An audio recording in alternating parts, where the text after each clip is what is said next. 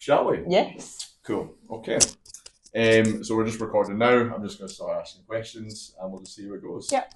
Justina, lovely to meet you. And you. How are Thank you for you? the invitation. Not a problem. How are you today? You all right? I'm feeling good. Yeah, I had my Yes. double shot coffee on the way, so ready to go. Double shot. And you didn't need an order from me. I was going to get you a coffee as well, but I know. oh well. Preloaded.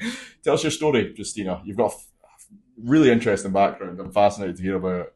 Well, I'm a very new recruit at Aberlour Children's Charity. This is my 6th week, and prior to that, I was the CEO of Scottish Families Affected by Alcohol and Drugs for 8 years, and before that, had a career in policy research and partnership working more in the public sector. But I've gone to the third sector now, and I'm not going back. Yeah, you're not looking back. It's a lot No, more looking chilled, back. isn't it? Exactly. The alcohol and drug stuff that interests me. What's the kind of background there? What sort of drew you towards that kind of work? Yeah, so when I was working at Scottish Families, I had previously been working in community justice, and one of my portfolio areas, I suppose, was families affected by the justice system. And when I came across the job at Scottish Families, which was quite by accident, it just really chimed with so many of the same issues around families being judged and stigmatized. Yeah, there was just so many of the same issues around families being judged and stigmatized, and the services that we think will be there for people and their loved ones just weren't really there. So, Okay. A lot of that sort of chimed across justice and into substance use.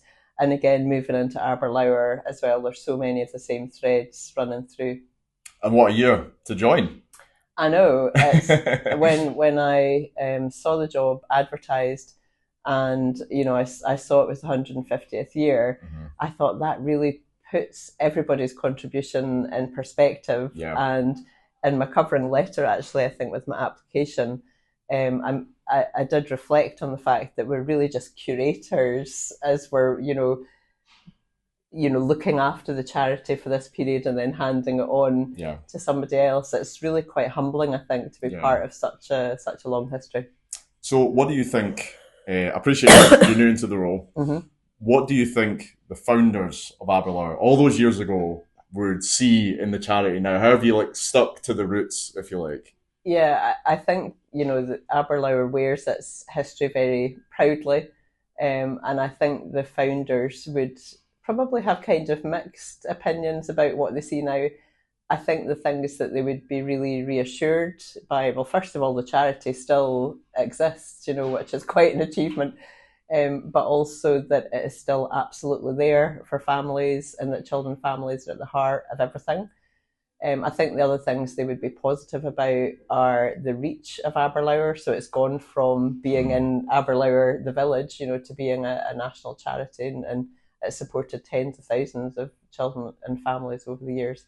But I think the thing that they would probably be, to be honest, a bit depressed about are just, those threads of poverty and real abject poverty, destitution, really, that have threaded right through that 150 years.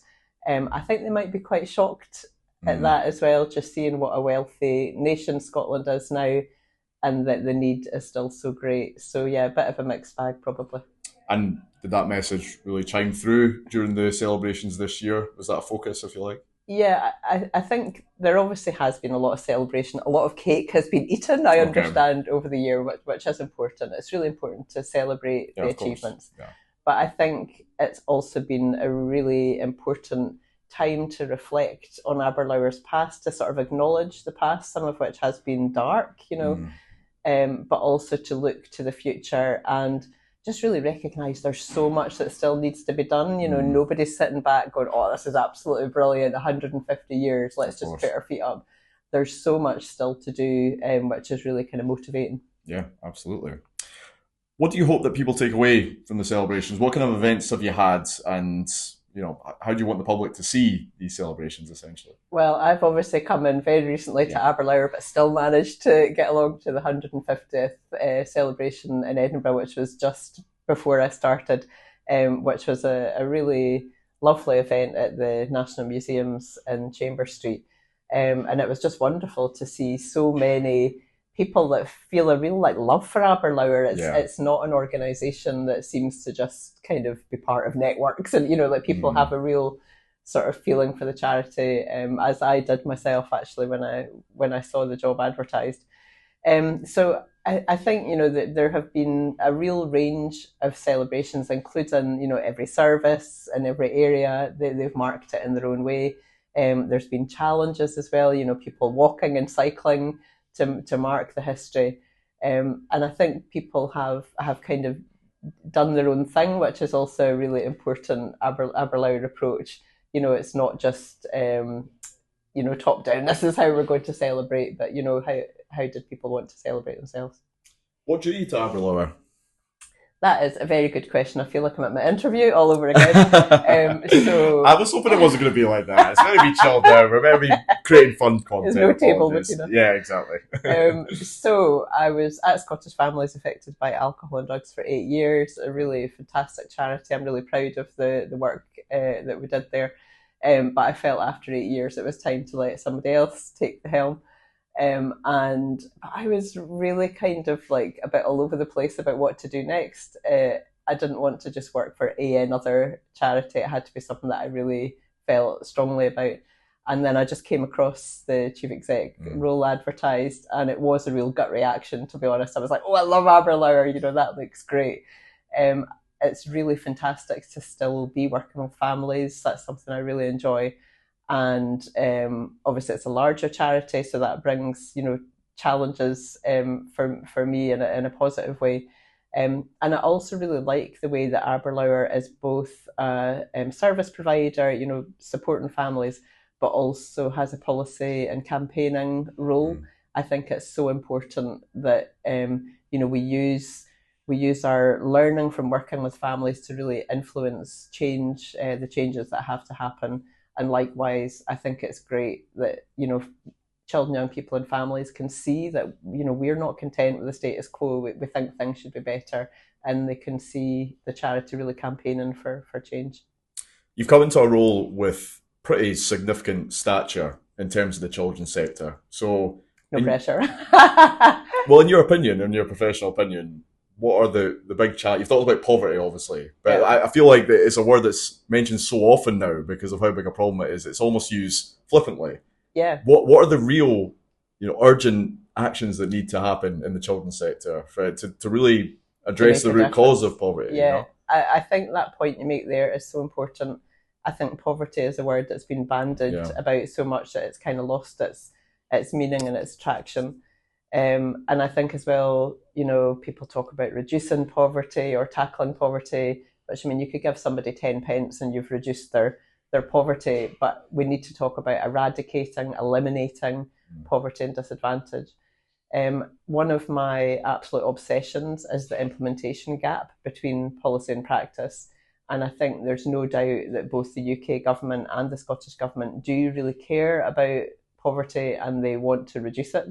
But I think there's a real difference between kind of wanting to do something and all that kind of good intentions and actually making a difference on the ground. And I think that is a real challenge for us, is to keep saying, well, can we see and feel this on the ground? Can we see and feel this in our families' lives? And if not, then it's just like, words on paper. So I think that's a real challenge. I think the second real priority is around rights. And again, we have got so many really powerful written rights in Scotland, not least, United Nations Convention on the Rights of the Child now incorporated into Scottish law, absolutely fantastic. However, like in daily life, that is not a reality for most children. So we really need to make rights real, and just because we say people have got rights doesn't mean that those feel real to them. And that does mean challenging ourselves and challenging other services around us as well. And the final big priority / challenge is around funding. I always think in the third sector there's never enough money to go around. We always want to do more than the money that's available. And the funding's not always in the right place either. So we talk about the need for services to be person-centred, trauma-informed, rights respecting. but actually where you look at most funding, where most funding is, it's not actually in the services that make those real changes for families. So I think we need to have quite a radical redistribution of public funding into services that are the services families say they want. Well, I don't doubt both the UK and the Scottish Government's intentions. I'm sure if they could solve it tomorrow, they really would. And I appreciate I'm not speaking to Keir Starmer or John Swinney today. No, I don't think they're in the room. If you had an idea, if you could make one change for a quick gain, for a quick win, what would it be? To be honest, I'm not really a fan of the quick win idea or the kind of what one thing, because I think lots of things need to change. But I do think the implementation gap is probably the biggest shift, that we need to get away from just writing down good stuff and actually making it happen. And I think that isn't just for the Scottish Government or the Scottish Parliament, but often when things aren't right and we're not happy, that's where we move our focus. So I think we need to understand much better, like, what is happening between the Parliament making decisions, the Scottish Government making decisions, and then what families experience on the ground. And we need to really disentangle anything that's getting in the way of those good intentions becoming reality for people.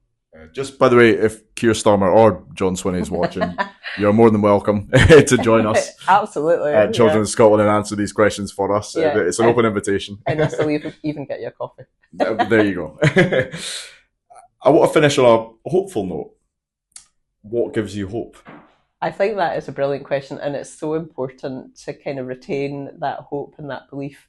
But what I would say is everything that I felt was true about Aberlour has been true in the weeks that I've been here. I've been really, really privileged to be able to meet a lot of staff and go and visit some of the services. We've got services right across the country, so that's a bit of a work in progress. But everywhere I've been, it just is so fantastic to see the commitment of the staff, the love and compassion they feel for the children, young people and families they support. I feel very privileged to be part of Aberlour's story, and you know, we're all feeling really hopeful, I think, moving into the future.